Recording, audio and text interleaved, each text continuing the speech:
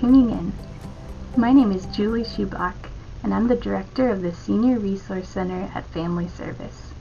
CUI's TV is a collaboration between the local aging network, Parkland College TV, Urbana Public TV, and the wider community to produce and air engaging local content designed specifically for older adults in Champaign County. CUI's TV is a project of the Senior Task Force, an interdisciplinary group of professionals and community members that meet monthly to discuss and take action on issues affecting older adults in Champaign County. Hi, I'm Kathy Rhodes from Circle of Friends Adult Day Center. And during this time of COVID-19, our center has been closed. We've been doing things like activity packets and phone calls, and then using technology such as Zoom to do our activities online. But we have found that the older population, including myself, are not that tech savvy. So we decided that perhaps using a venue that we're more comfortable with, such as a TV, would be a good option. So we decided to do a TV station just for senior activities. I hope you enjoy. Hi, I am Michelle Roberts. I am the program director for the Occupational Therapy Assistant Program at Parkland College. The goal of CUI's TV is to provide opportunities for local older adults to move their bodies, to exercise their brains, and offer entertainment and engage with the community from the comforts of their own home. Whether they are sheltering at home in the midst of a pandemic or simply not getting out into the community as much as they used to. This is a wonderful opportunity to engage and participate in various programming. I hope you enjoy. Hi, I'm Liz Sollard from Synergy Home Care, and we are so excited to bring you content tailored specifically for you. We will have exciting entertainment such as comedians, musicians, and a nostalgic cooking show. We will have exercises and stretches you can do right from home, and we will also have senior-specific education, health tips, and more. Stay tuned. Hi, I'm Laura Rice, the Senior Outreach Coordinator at the Champaign Public Library. We hope that CUI's TV will be an ongoing community resource that you can tune into each week. CUI's TV is available Tuesdays at 11 a.m. on Parkland College Television or Thursdays at 1 p.m. on Urbana Public Television. Both are available to stream after the program airs on youtube.com. If you have any questions or suggestions for content you'd like to see on TV, please email us at cuistv@gmail.com. That's the letter cuwissetv@gmail.com. Thank you.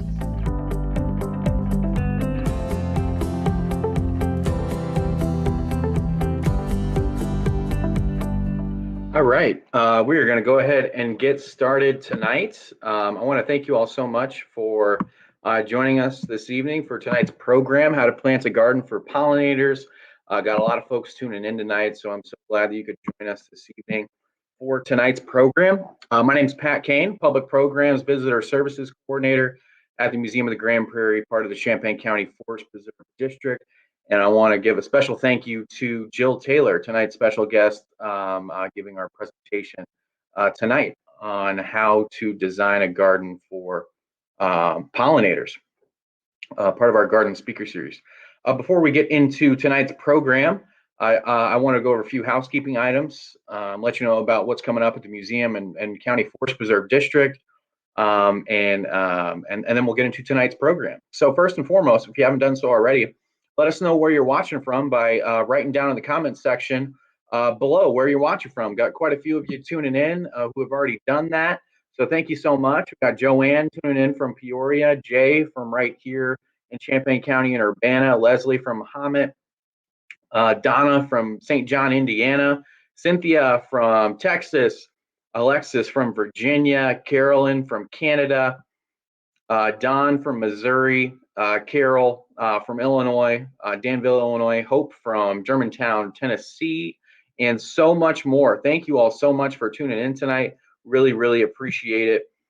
Should you have any questions tonight, the comment section is a good spot for you.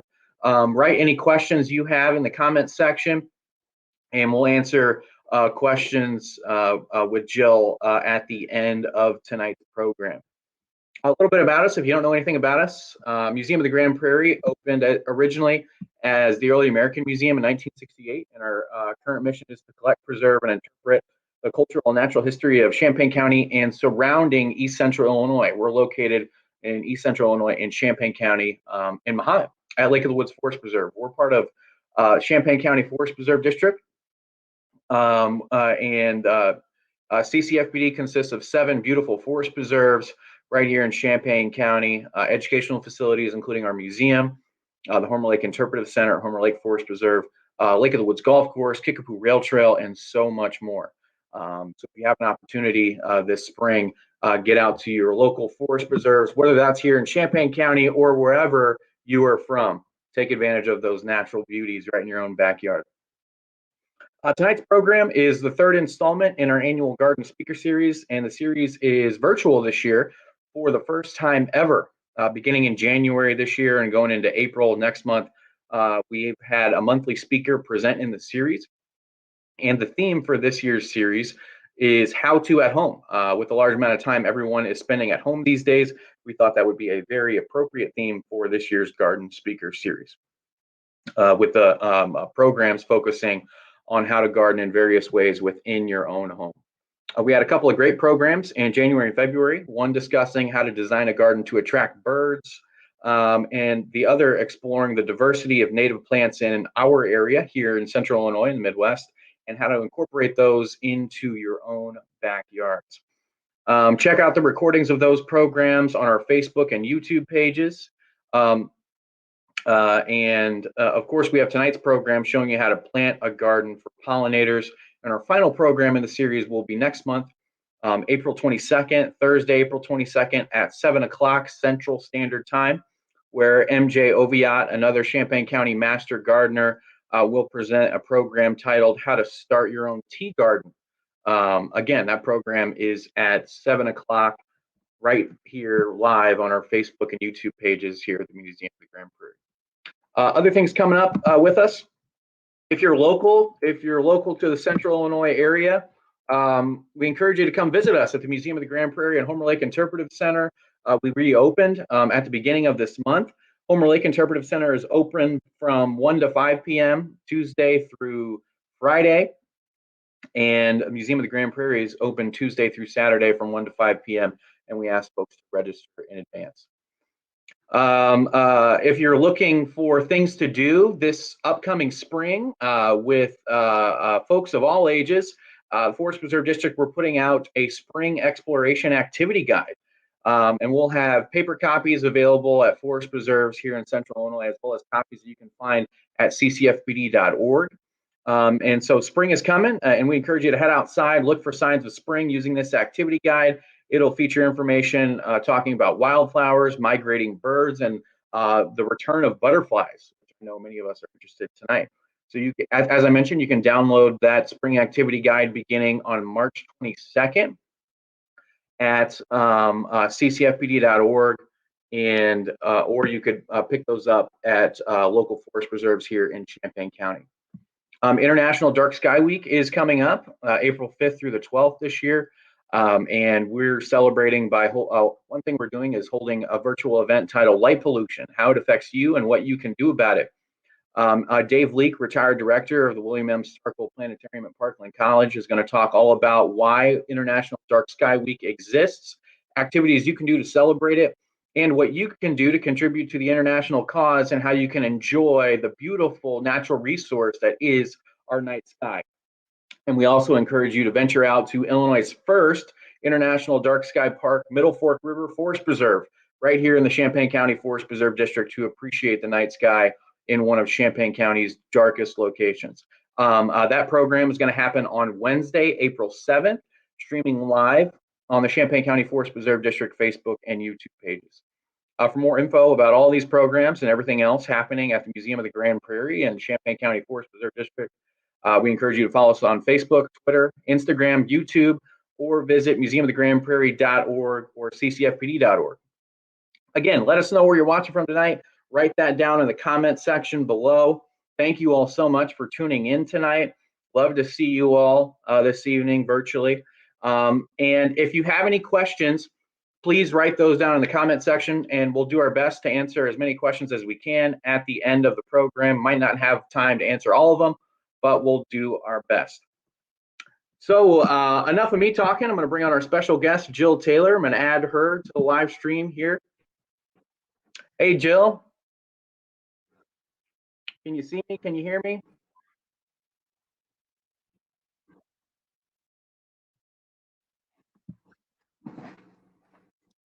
Hi, everyone. Hey, Jill. Okay, great. Jill is, I'm going to turn it over to Jill Taylor. Can you hear me okay? She's been with, yes, we can. Yes, we can. Jill has been with Champaign County Master Gardener since. Are we having trouble again?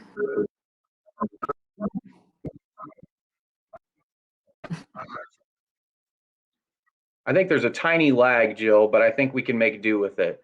So Jill has been with Champaign County Master Gardener since 2019, and while she works mainly with tropical plants, she also maintains the Pollinator Garden at Crisis Nursery here in Urbana, Illinois. So without further ado, I'm going to turn it over to Jill. Jill, if you wanted to share your screen, and I will turn it over to you.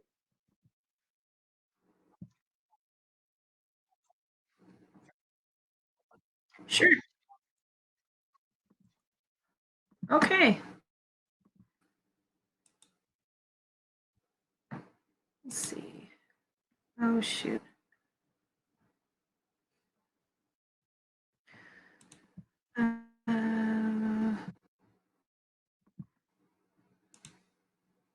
One moment. I think I've lost it. That's all right.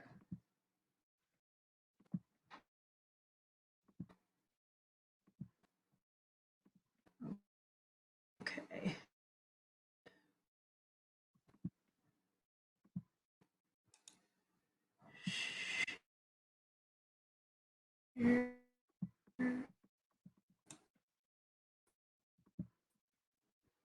Okay, let's try this again. Okay, there we go. There. Can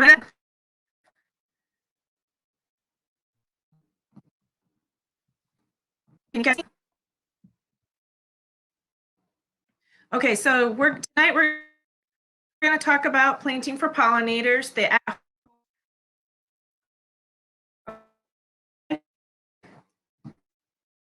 So today we're talking about who the pollinators are and what leaders help at home, some citizen science that you can get involved in, and projects that you can do at home as well.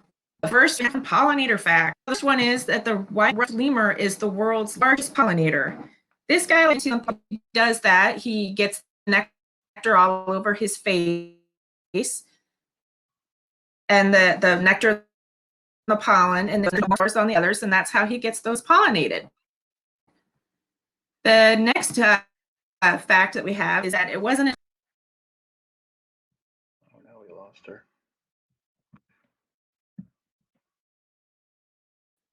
Another fact is that the tiny midge is the only pollinator who serves the cacao plant. And the last one I have for you is that butterflies taste with their feet.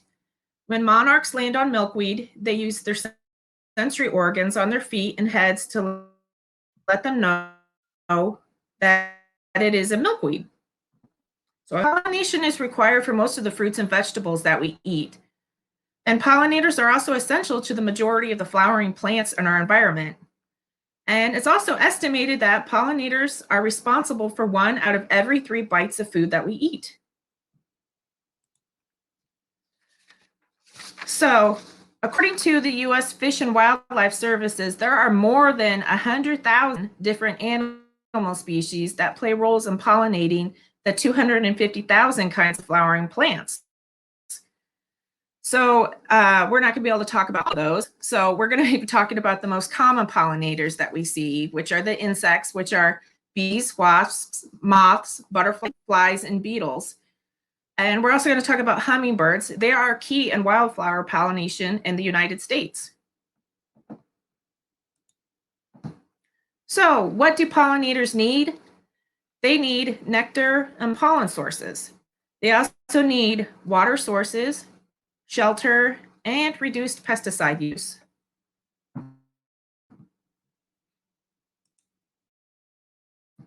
So what can you do at home to support pollinators? One thing you can do is you can start a garden. So if you're going to start from scratch, we have some tips. If you're brand new to gardening, you should really just start small and then add in more plant subsequences. One of your considerations should be how much space do you have? And then the next one would be to think about how much space each plant will need, because plants need room. Some of them can get really big. The next thing you should think about is what kind of light do you have? Because this will determine the kind of plants that you should plant. It depends upon if you have full sun versus shade versus half and half. The next thing you should think about is also, do you have a wet site or a dry site? Because that can determine what kind of plants you want to plant. The next thing you should think about is you should always soil test. You can always contact the Champaign County Extension Office, and they can tell you where you can go and get your soil tested. The next thing you should think about would be planning. You want to get the right for the location that you have. Another thing to consider is when to plant.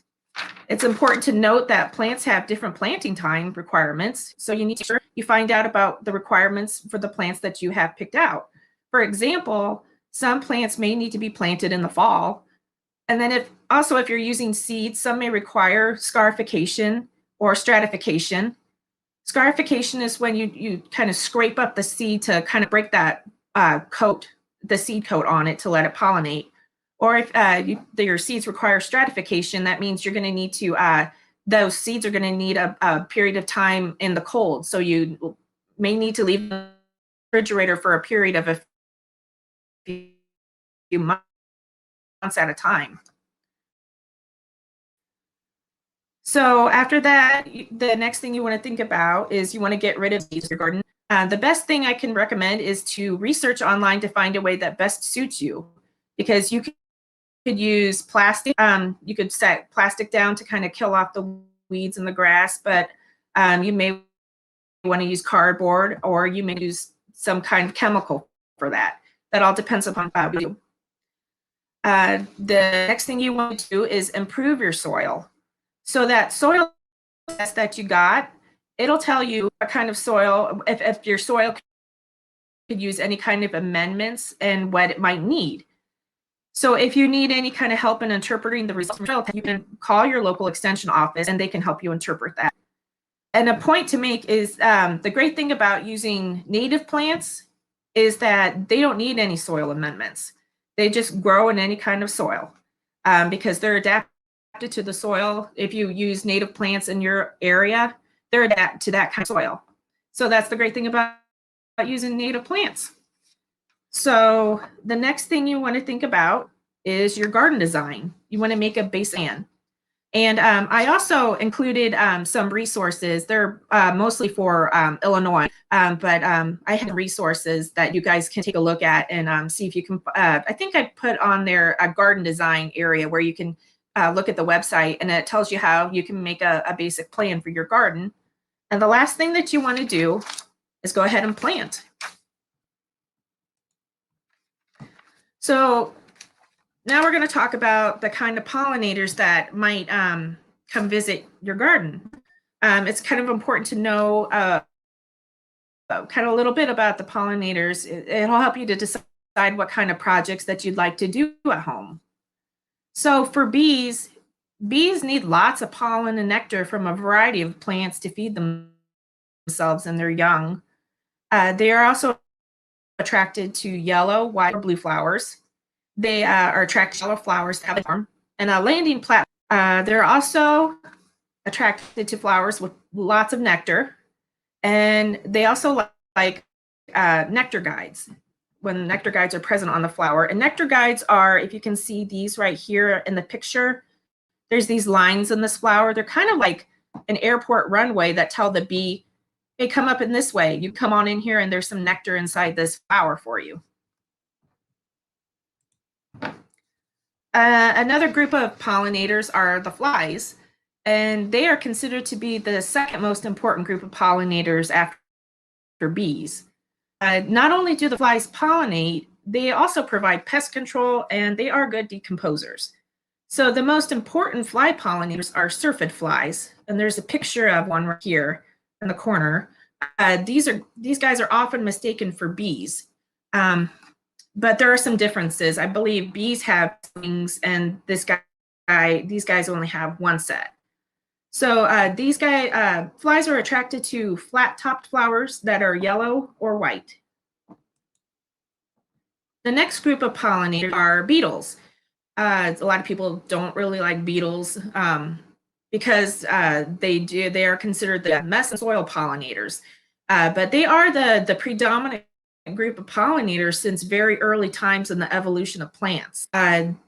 However, they are considered the mess and soil pollinators. They eat through petals and other flower parts in order to get to the nectar, but they are the guys that typically eat through your plants. Beetles make up the largest pollinating animals because of their large numbers and are the most diverse group of pollinators in the United States. They are also recognized as the primary pollen transporters for plants such as water lilies and magnolias. Beetles use flowers for food and mating as well as a place of residence, and they also use it as a prey on other insects like aphids. So that's how they're helpful in insect control. They like strongly scented flowers that are spicy, sweet, or fermented scented, attracted to open bowl-shaped flowers that are dull in color. The next group of pollinators that we're going to talk about are moths.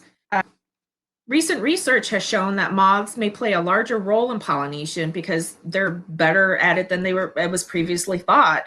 And that would be because they have those hairy underbellies. That hair will help to carry the pollen from plant to plant.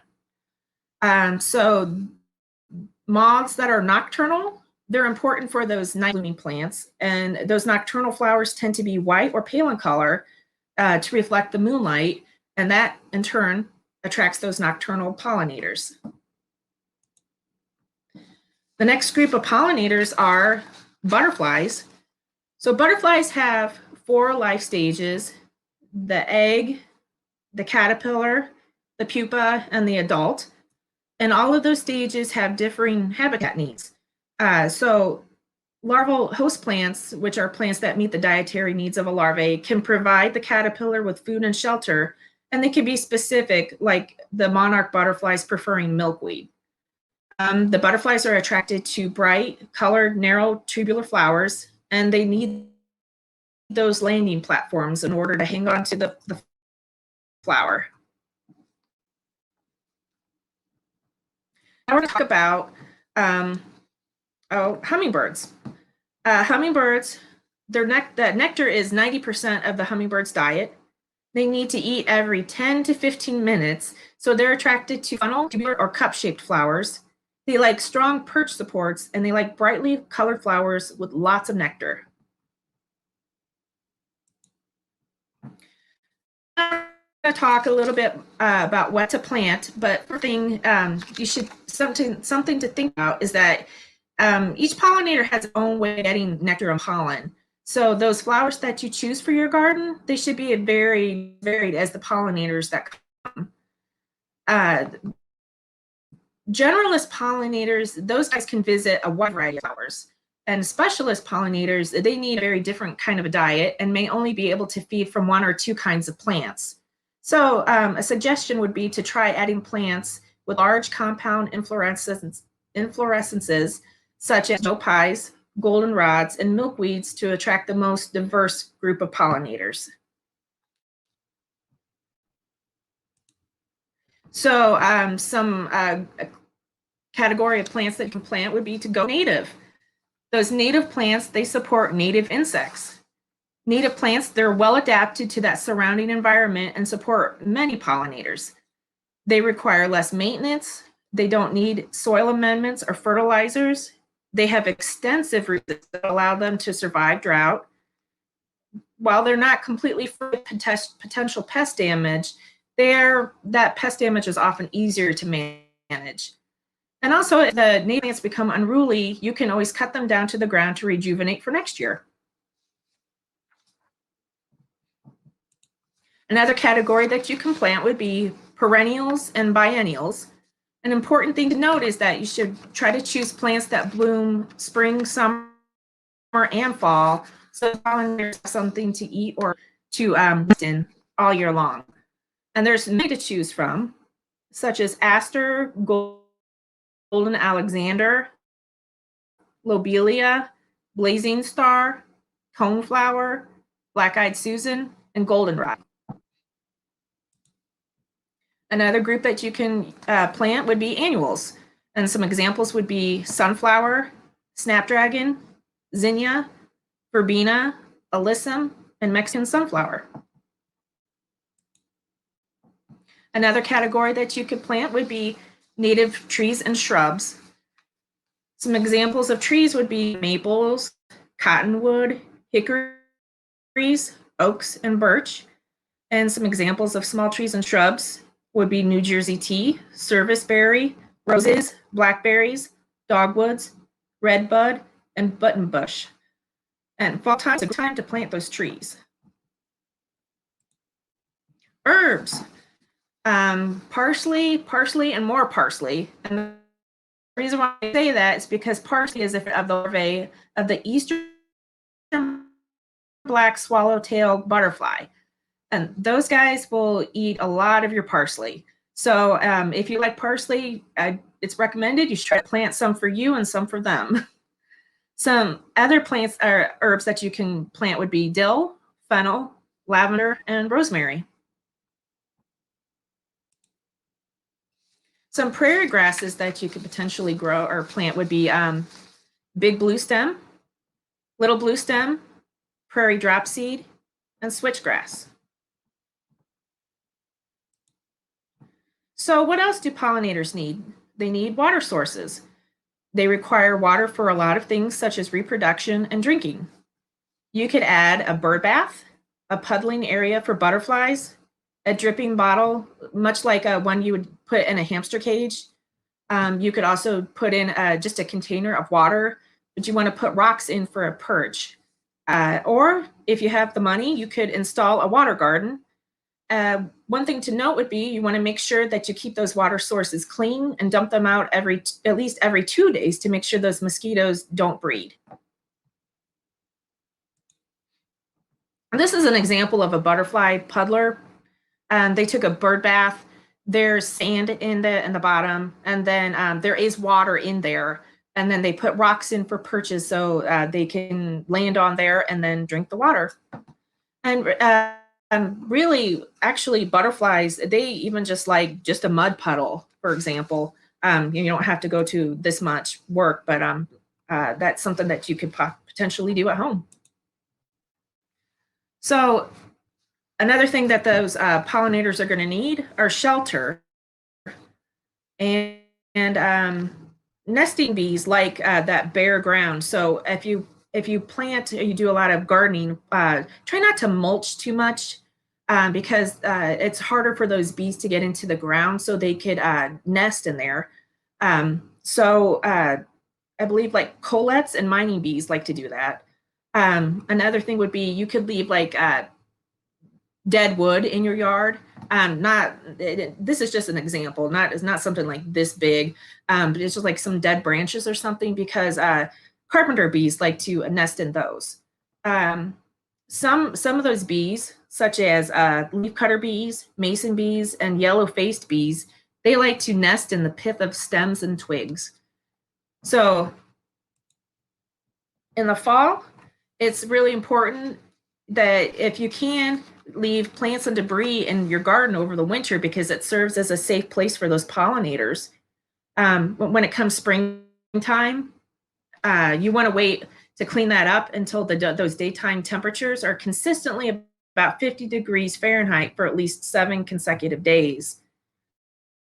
And those perennials and grasses left standing, that will provide shelter and will give winter interest to your garden, much like this picture.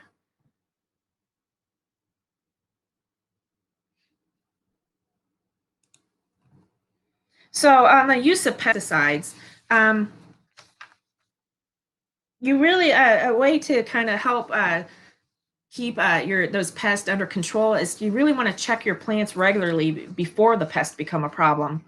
If they do, you can usually take a hose and with a strong jet of water and just knock them off with the spray. Or if they become too much of a problem, you could try picking them off by hand and then drop them in a dish of soapy water. It's always nice to get those Japanese beetles off your plants and just toss them in that bowl full of water. It's important because most pests can hurt pollinators. So you really want to try to minimize your pesticide use. You can apply pesticides if you really feel like you have to, only when needed, and really read and follow all the label information. Some labels limit at bloom applications to times when bees are not actively visiting, like late at night in the evening. Another thing you could do regarding pesticides, you can learn about integrated pest management. It's also called IPM. It's an effective and environmentally sensitive approach to pest management. It relies on a combination of common sense practices. I think I added a link to a handout in the resources on the basic beginners of IPM. So if you want to read up on that, you could read that. So what else could you do? There's projects that you could do at home, such as you could plant containers for pollinators. So if you don't have a room to plant the garden, you can plant pots for pollinators and any container that holds water. And one important thing to remember is that those plants will grow, so you need to get them. And you always want to make sure the container has drainage holes. You could place one plant per container, or you could combine several for a larger display. You try cosmos, catmint, cranesbill, coneflower, Shasta daisy, lamb's ears, and wild marjoram for example. Or you can also try to research others to try in your container. This was something I found I thought was pretty interesting. You could go to pollinator.org/window box. Here you can create your own personal virtual window box. You get to choose the native plants based on your region, and then you can plant them in your own virtual window box. And then when you're done, you can share it on social media, and then you can take all those plants that you chose for your window box, and you can actually go and plant your own actual window box instead of it being just virtual.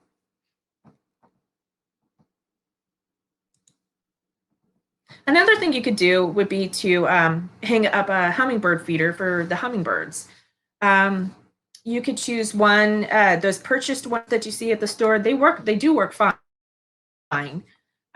You can make one, of course, but if you purchase one, you want to consider one with the bee or wasp guards. Those were those little yellow meshy things you see in the middle there. You can make your own nectar. A good recipe would be a mixture of 4 parts water, 2 parts fine sugar. And there's no need to add the red food coloring to the nectar. It turns out that studies have shown that the red dye, it stays in hummingbird system long past when the nectar has been metabolized. And it's also unknown what kind of impact large amounts of artificial dyes have on hummingbirds. So it's good to just kind of refrain from using the red dye. You want to replace that nectar every 3 to 5 days. And when you replace it, you want to clean your hummingbird feeder with nice soapy water before you add Illinois. So try to have your hummingbird feeder placed by mid-April. Another thing you could do is just not mow as much. It might be hard for some people. You could, 2 potential options, you could convert part of your existing lawn with liriope or creeping thyme. Both of those can be mowed to keep it in check because they will, if you don't, they will grow kind of out of control. But these are very good about being mowed over, and it works really pretty well. Another thing you could do would be to let your existing lawn grow a little taller to allow those dandelions, the white clover, and the violets grow. Those are very good for the pollinators. They're very much attracted to them. Another thing you could do would be to build a house for them, a bee house. There's lots of bee house plans on the internet, and I've added some of those to the resources that I've given you. You could get as enthusiastic as some of these. These are pretty interesting. I've seen some on the internet that are much larger than this, but this would be a good size if you wanted to get into something like this. It could be something like this, or you could even go as simple as just taking a can and a bundle of bamboo and just sticking the bamboo inside the can, and then you can hang that. So there's lots of things that you do. If you want to get fancy and do something like that, that'd be great. Or even and look into some of those other internet that are much larger if you want to get into that. But that's pretty interesting. Another thing you could do, if you want just a small kind of garden for your yard, you could plant a pollinator pocket. You could go to the extension website here and go to this link here. It has designs for 5x5 foot space. It has many options for sun, shade, and moisture, as well as a list for plants. And if you really want to, you can get your Pollinator Pocket registered.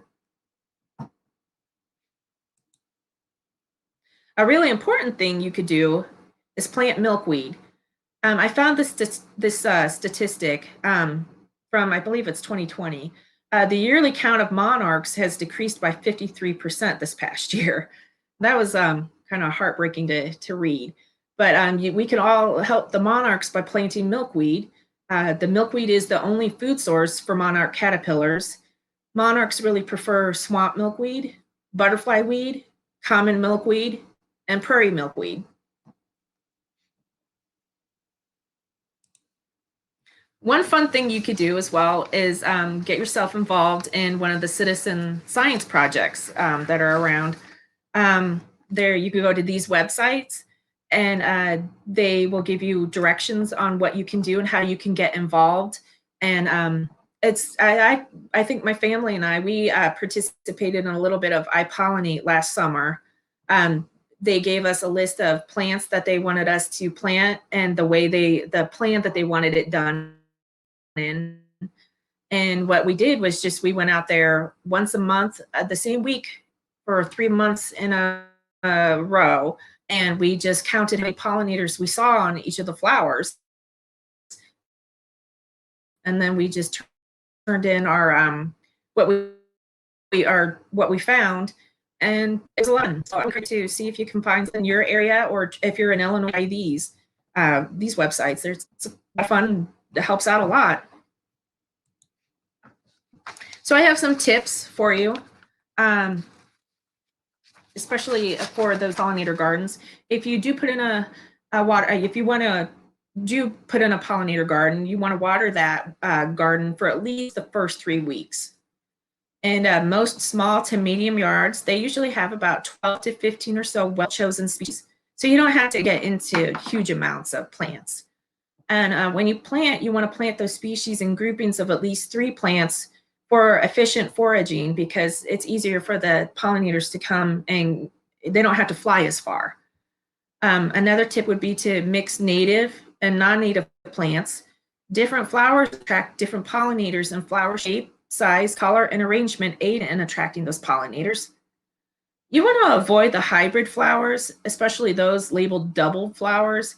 Those are really much harder for those pollinators to get into.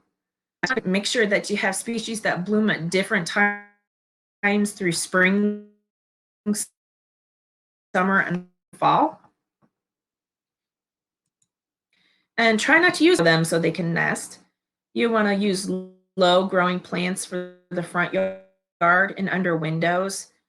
And try to set your mower blade higher to let those violets, dandelions, and clover to flower. And it's kind of hard for some people, but you want to try to be okay with some plant damage. Some of those stages that pollinators go through, they need to eat the vegetation. So you can always try to, when you go design, you could always try to take those plants and put them at the back of the garden. And another tip would be to try to learn as much as you can about pollinators. There's so much research going on, so much more for us all to learn about. And then another tip would be creative and have fun with it. And the last thing is just really enjoy it.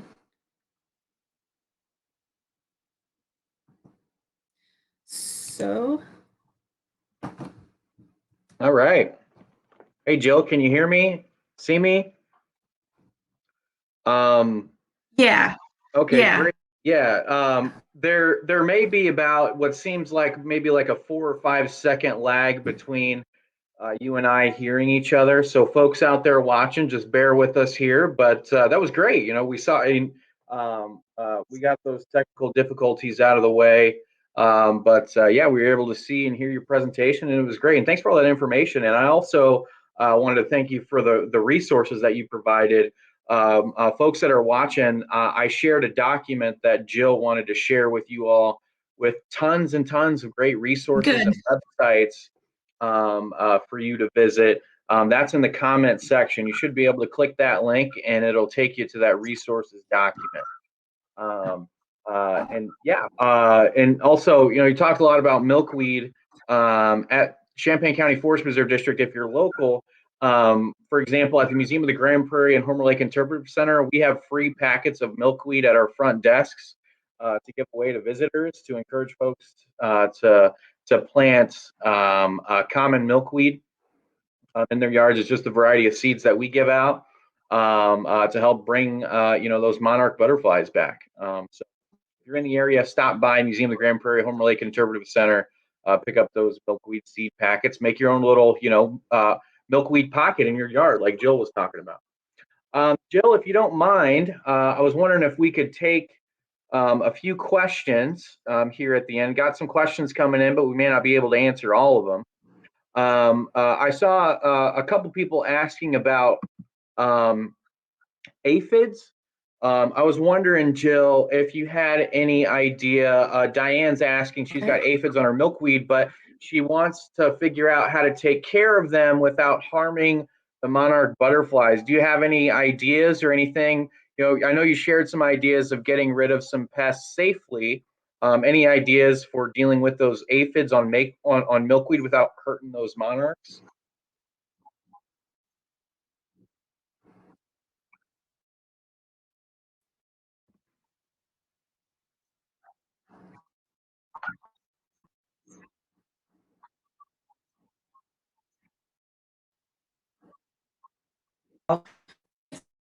You could, I would be to try to plant some other plant around that would maybe attract predators. So see if that could help. Okay. Jill, you were kind of cutting in and out there, but you were suggesting maybe planting some other plants around it that may attract the aphids away from the milkweed. Is that what you were saying?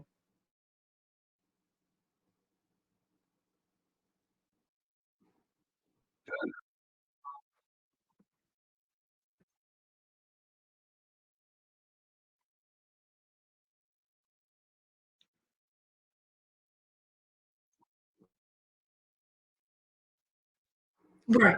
Yes. Yes. Okay. All right. Thank you. Appreciate that. I got some other questions coming in. I'm going to try to answer those. So just to clarify the answer on the aphids, Jill was saying maybe plant different plants around the milkweed that could attract aphids and get them off the milkweed. Diane and other folks who are asking about that particular topic. Lena's asking, when is the best time to put plants out for butterflies? Do you have any suggestions for that? I mean, are we getting close to that time, Jill, do you think? Or what do you think? You want to do your research on what type of plants attract butterflies. So there's lots of resources, like lots of lists on the websites that I gave you. You can try looking at them and trying to see what time of the year it's best to plant those. That would be my best suggestion. Gotcha.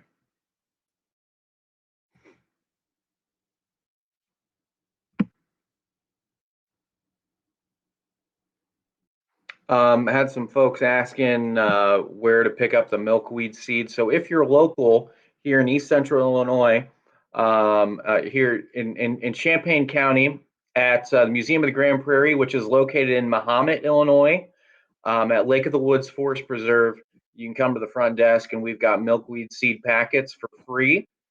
And you can also find those again in Champaign County at another one of our district's forest preserves. At Homer Lake Forest Preserve, there is the Homer Lake Interpretive Center, an educational facility within our district that also will provide free milkweed seeds to you. And that is in Homer, Illinois, again, right here in Champaign County.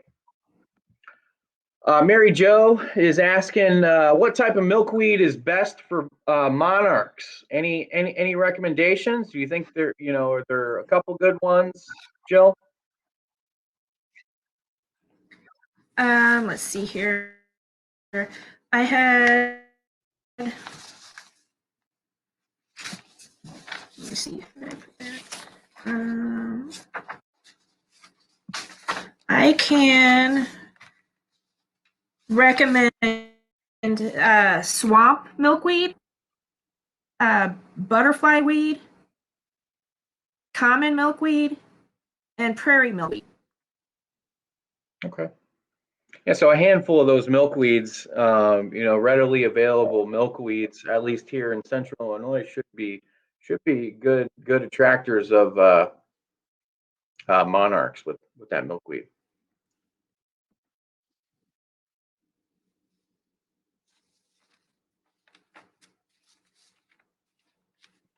All right, let's see here.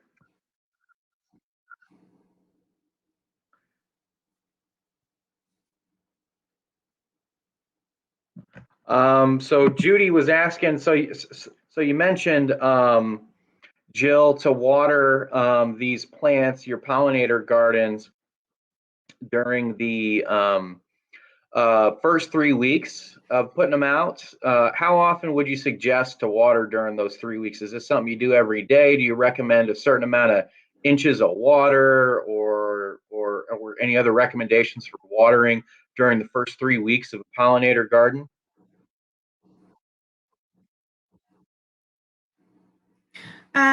Definitely, probably, I would check them daily just to see, but definitely a little bit of water each day for the first 3 weeks, maybe about a ½ inch or so, just to make sure, get them established. And then after that, they do really well on their own after that. They're really good. They're drought tolerant. The native plants are just wonderful. Yeah, I've noticed, a lot of these native plants have grown, for, being used to the prairie life here in Central Illinois, here in the Midwest. Once they're established, like you said, they become pretty hardy, and they can survive quite a bit. They've gotten used to the surroundings that they grow in, but yeah, so just got to get them established those first couple weeks. I think that may be all the time that we have for tonight's program. I appreciate it, Jill. Thank you so much for providing this program for us, this presentation. I want to thank all of you for watching. Again, in the comments section, I provided a link to a resources page that Jill has provided with tons and tons of resources for you to check out. Great websites for you to look at if you're interested in growing a pollinator garden of your own. We encourage you to tune in next month to our next Garden Speaker Series program, again on Thursday, April 22nd, where we will have another master gardener. MJ Oviatt is going to present a program, How to Start Your Own Tea Garden, again, live on the Museum of the Grand Prairie Facebook and YouTube pages. So with that, until next time, thank you all again for watching and enjoy the rest of your evening.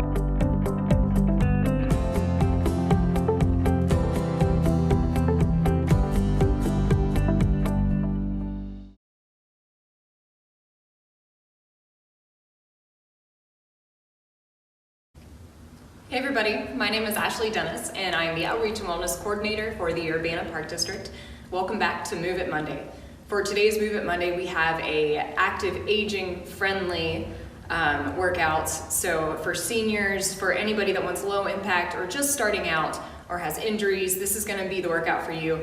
It's really quick, so we've got a timed workout today. So we're gonna be working 40 seconds on, and then we've got 20 seconds of rest in between each exercise.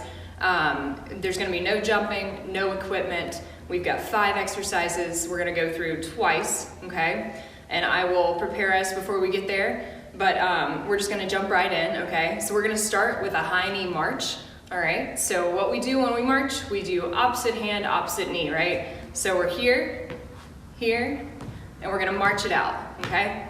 Just like this. You wanna lift that knee as high as you can. If that doesn't come very high, that's okay, okay? Keep the core tight, keep the arms moving. All right, 40 seconds, and let's hit it.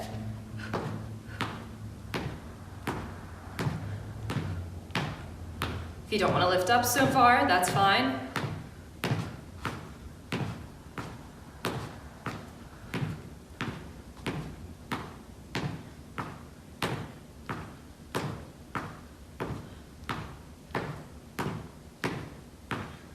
Nice job, guys.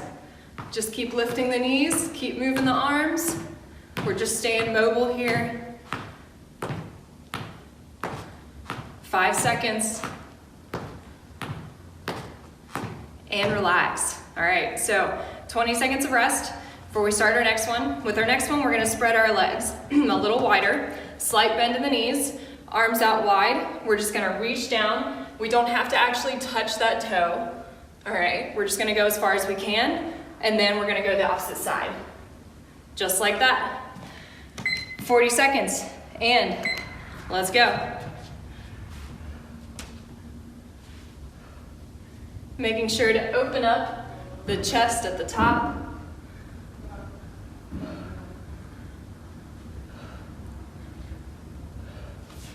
So again, just come down as far as you're comfortable. If that's just here, that's okay.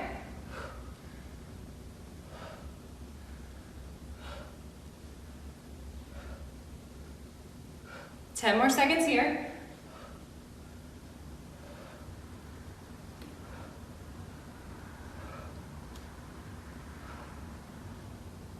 And relax. All right, next we have a bit of a shoulder workout. All right, so we're gonna have our standing position, feet under hips, slight bend in the knees. We're just gonna lift straight up to the sides, not coming above our shoulders. Come to the front, come back to the sides, and lower. You can use a light weight if you'd like. All right, 40 seconds, let's go.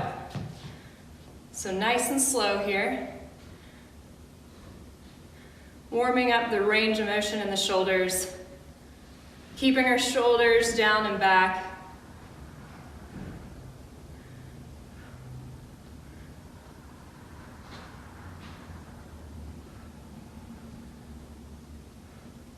We're keeping the belly button pulled into the spine with all of these exercises today. We want to keep our core nice and tight.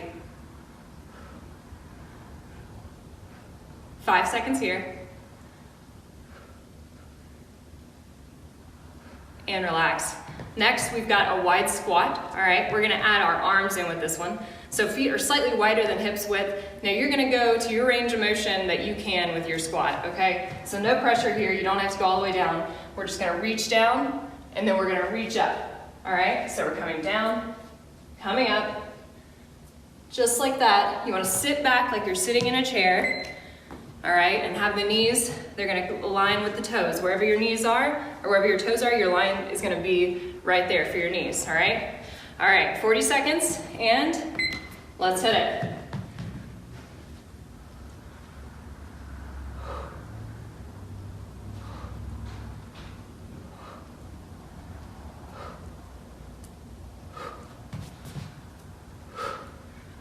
Everybody's gonna be different here. We wanna make sure we're keeping the chest up throughout, so when we're coming down into our squat, we're not sacrificing that low back, but as always, keeping the belly button tight.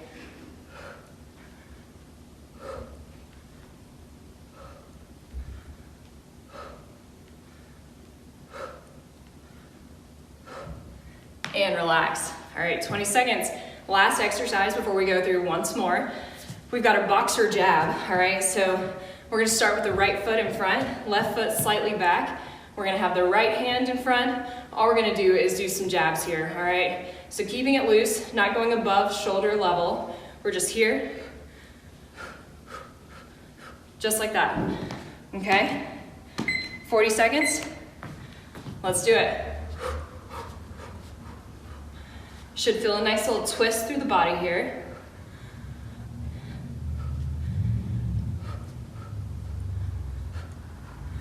Use your breath to help you get through this one.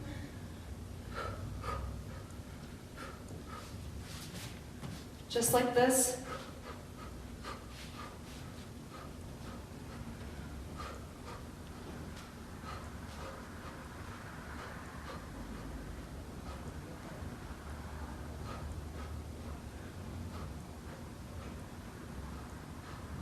And relax. All right, we're going back to the top, okay? So pause here if you need a breather, but we're gonna go right into our high knee march for the second round. All right, so everybody ready? High knee march. Let's hit it. Opposite knee, opposite arm. Remember, this is just to keep us moving. Don't push yourself past where you are right now. We're gonna start low, we're gonna build. Halfway through this one.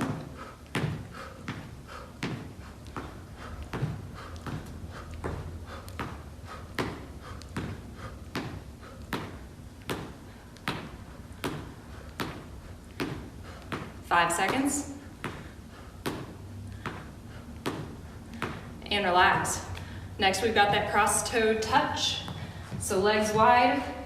Again, we're starting out here. See if you can't go a little bit deeper today, or a little bit deeper with this round. Really reaching for the toes, okay? 5 seconds before we start. And arms out, let's hit it.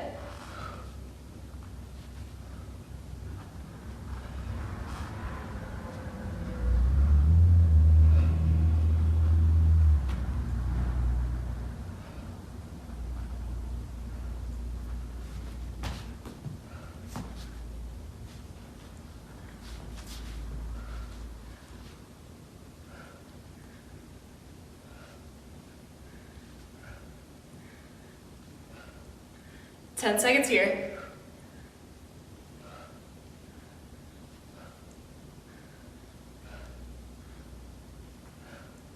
And relax. All right, nice job. Take a second, shake it out if you need.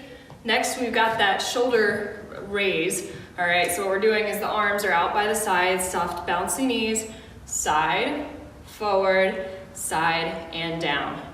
All right, starting in 2, 1, let's do it.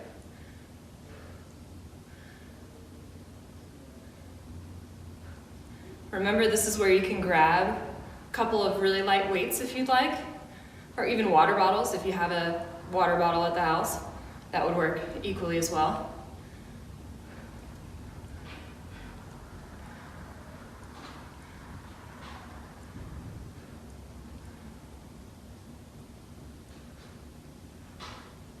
Ten seconds here.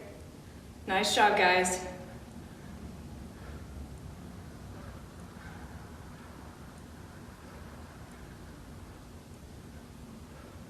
And relax.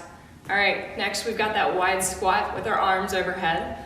All right, so feet wider than hips, soft bouncy knees. Again, sitting back like we're sitting in a chair. 5 seconds. And let's do it.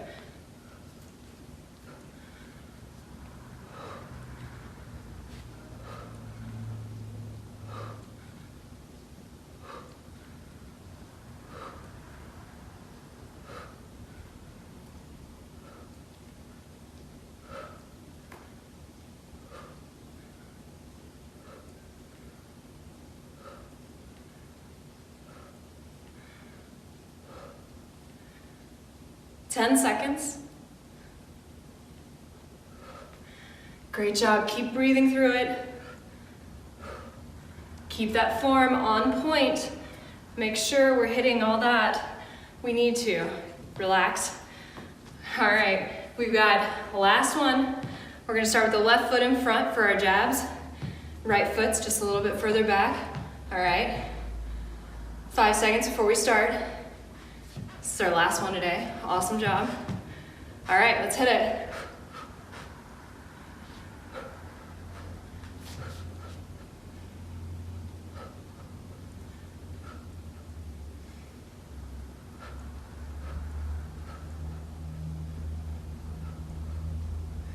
So again, not going above the shoulders here, right? I'm not up here, I'm not down here, I'm here.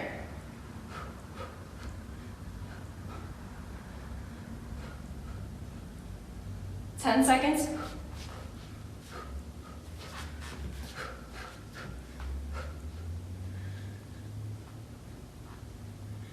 And relax. Awesome job. That wraps up today's workout. We did 2 rounds, feel free to do more. But thanks for joining us for Move It Monday. And make sure to check out our Facebook page, our YouTube channel, and our website at www.urbanaparks.org for more content, fitness and otherwise. I hope everyone has a great week. Thanks.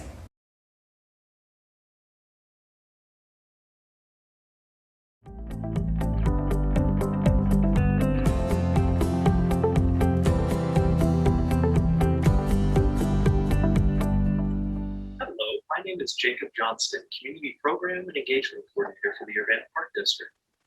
I really hope that you've been enjoying our CUWise content, and today I'm going to show you how to access all of that content from youtube.com anytime you'd like and absolutely free.